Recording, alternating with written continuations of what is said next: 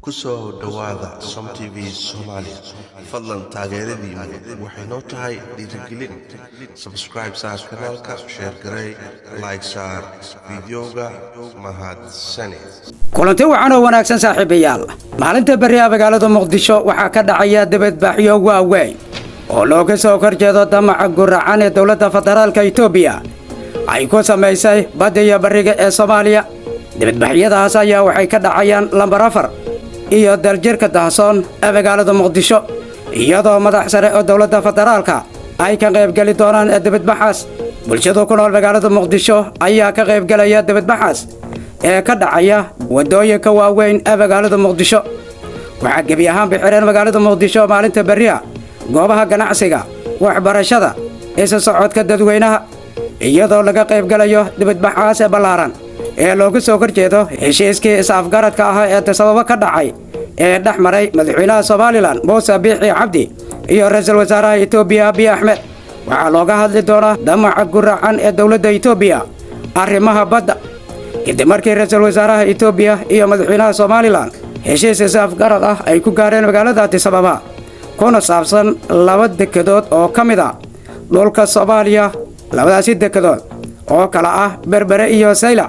in dawladda Itoobiya lagu wareejiyay damacaas guracan ee dawladda federaalka Itoobiya ayaa hadaba bulshada Soomaaliyeed oo si weyn ugu dhiidhiyay bilowgii soo ifbixida heshiiskaas is-afgaradka ah ee Addis Ababa ayaa hadda dibadbixii ugu weynaa wuxuu ka dhici doonaa magaalada Muqdisho iyadoo gabi ahaanba maalinta bariya magaalada Muqdisho ay xiran tahay madaxda ka qayb galaysa ayaa hadaladooda waxay ku qotami doonaan canaanta loo jeedinayo dawladda federaalka Itoobiya ee marraba aanu ku kadsoomin faragelinta madax bannaanida Soomaaliya sidoo kalena labada dekedood ee Berbere iyo Sayla heshiiskiisa afgaradka ah ee ka dhacay Addis Ababa marraba aanu ku hungoobin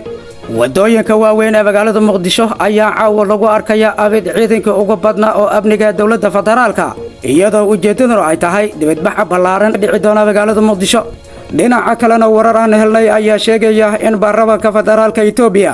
arrintaasi la horgeeyay heshiiskiisa afgaradka ah ee ka dhacay Addis Ababa gabi ahaan bay ka hor yimaadeen ra'iisul wasaaraha dawladda federaalka Itoobiya Abiy Ahmed